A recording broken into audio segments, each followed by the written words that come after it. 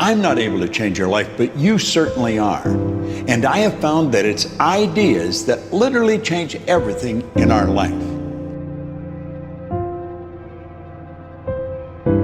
In life, you should only ever be doing one of two things, and that is figuring out what you're most passionate about, like finding your dreams in life. And then two, realizing those passions, realizing those dreams.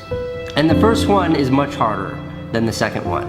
If you know what you want to do, no big deal. You just commit your entire life to doing it, and you'll either get really close or you'll die trying. So what I would challenge this young man or young woman to do is you have to look inside of yourself and see what you really want. What are you passionate about? We use these words and these little phrases of only the strong survive and all this other crap. They're all just fucking words. I get so tired of hearing people just talking. Like right now, someone may think Goggins just talking. You don't know me. So when I speak from passion. I speak from experience. I speak from suffering. Power begins from within. If you're aware of who you are, if you're aware of what you're good at, what you're not good at, if you're able to see how emotions kind of govern your life, if you can learn what your weaknesses are and how to control them, you can't ever get complete control, but awareness is almost enough. Slowly through this process of knowing who you are and understanding other people and how they operate so you don't make stupid mistakes in life, you can increase that little tiny margin more and more and more, and you will be a person of power. Law number 1 in the 48 Laws of Power is called never outshine the master. And almost every single person in the world has violated that law, myself included. Basically how it works, you're so eager to impress your boss or whomever in your new job that you try so hard that you make him or her feel insecure. Like maybe you're younger and better than they are. And because of that, you're fired or something bad happens to you and you never know why. How can you go somewhere if you don't know where you're trying to go and what you're trying to achieve? I always like to say that the secret to success is doing a lot of little things consistently over a long period of time. Like people see the headline, the 50, but they don't realize there was a decade that went into that. Of training and building up to it? Everything. You know, you can only get so physically fit for a challenge, and then at that point in time, your mind and your body have to come into alignment, and then the mind takes over.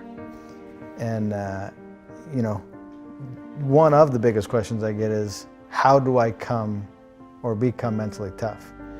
And you know, a lot of people say, oh, you're either born with it, or is it something that you can develop? And I'm in the camp of it's a development process. Anybody can do it. And I mean, it started for me in 7th grade. I grew up as a wrestler in Canada. And I lost my very first match. In fact, I lost almost every match after that, wow, the entire season. Why'd you keep going? Yeah, I just, you know, I'm the type of person that I don't love to be defined by those moments. It was like the 5K that I have, or the 4-mile fun run. I don't like the word fun and run together. But either. Yeah. How many people do you see running around smiling? Yeah. But for me, I don't enjoy those moments to define me, and I wanna overcome that. And so I would wake up and study the sport and show up and you know, that you always hear, show up early and stay late. And I really did that, and by the time I hit my senior year, I went undefeated. Wow. And it's not because I had any talent, it's because I was willing to show up. Become the kind of person that is so in tune with the values that you have and what you actually want, that when feelings rise up, you can choose to act however you want despite them. Even if you're tired, you can still go to the gym. Even if you're annoyed with your spouse, you can still speak in a manner that's loving. Even if you don't feel like doing that hard work, you can still push yourself to do it. Your feelings aren't a choice. Your behavior and your thoughts are always a choice. Several people live to be 100 years old, and they have great lives, and they have great kids. Their kids go to college and all sorts of stuff. But somewhere in their life, there was a point where they had a decision to make. They can go left or right on this path. Left was the easy route. Right was the hard route. A lot of people take the easy route. And they had a good life that way, But the better life was going to the right side. And you may have 20 years of pain and suffering to get past it, but a lot of us die never truly starting our journey. And I would tell this young person, you gotta start your journey. It may suck, but it will come out the other side where you're coasting. Many people are suffering from battle fatigue. They've been standing a long time, trying to break the addiction, believing for the promotion, praying for that family member, but hasn't happened yet. They never dreamed they'd still be single, still be dealing with the illness, still be trying to get the loan. Now they're tired. Let me encourage you, your time is coming. Your due season is on the way. Don't let time talk you out of it. Don't let discouragement cause you to give up. Don't let negative thoughts convince you to settle where you are. Do you have tricks that you use for ensuring that genius does not become a young man's game, that your books truly get better and better over time? Basically, every time I begin a book, I'm deathly afraid of failing. I feel like, oh, it's not going to sell as well as the last book. I'm losing it. I got to go back to square one. Each project, each thing that you do in life, you have to kind of create that feeling in the gut like, oh, I don't know if I'm going to be able to pull it off. I don't know if I can go 12 rounds with Floyd Mayweather this time. I don't know it.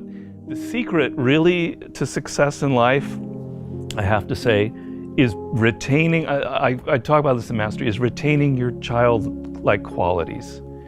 If you're completely a child, that's not going to work. Negative capability is rule number one for being a creative person. And if you don't follow anything else in Mastery, that would be enough. The ability to keep two ideas that contradict each other in your mind without feeling uncomfortable, without having to come to a conclusion. You can think about something without rushing to judgment and conclusion. You can be in the moment. You can say, well, it could be this, it could be that, it could be that. And you don't have to decide whether it's A, B, or C. You're open to adopting 3 or 4 different viewpoints. If you love music, don't quit your job and play guitar. Like, you're gonna have a hard time feeding your family. But you have advice for them. What is that advice? Yeah, but people say, live your passion. So these are cliches, and nobody changes their life based on a cliche. You've got to do hard work, and to do hard work, you have to have a roadmap. Somebody has to show you step to get there. Working for yourself, starting your own company, doing what you love should be everybody's goal. Once I stopped looking at what everybody else was doing and then truly believed in what I could do, that, combining it with all those character traits that I talked about before, that's when human potential is truly can be found and experienced. How did you develop the belief in yourself? I think just over a long period of time. Again, it's that whole mental aspect of sharpening that tool and putting yourself in situations where you can learn and grow. Success builds success and confidence builds confidence. And just over time, as I started to do things, I was becoming successful at them. And I was doing a lot of little things consistently over a long period of time. And that's what allowed me to build the confidence to take on the next. And so it was learned. It was learned by doing and taking massive amounts of action. So you have to immediately act and go after it. The only thing I'm trying to do is to get people to open their minds as to what is possible. We're living in a day and age where we're limiting what we think is possible. We're getting in our own way. And my thing that I want to get people to do, and you've probably heard somebody say it before, but motion creates emotion. The hardest thing to do is start moving, engaging. Once you start to move and engage, you realize 2 things. 1, it's not as scary as you thought it was.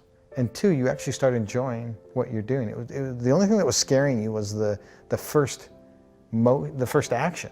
Dude, I'm just like every ordinary dude that's out there. I just have learned to put myself in the game.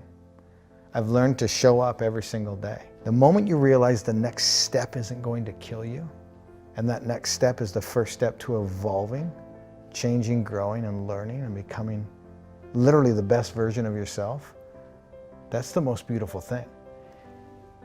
It's not going to kill you. And putting yourself in the game, you're giving yourself an opportunity to achieve something that everybody else said was impossible. What do you say, or as a speaker, what do you say to somebody who they don't know what they want? I've got a friend right now who's massively struggling, and it's the exact question I asked him. I said, what do you want? What's your passion? What are you trying to accomplish?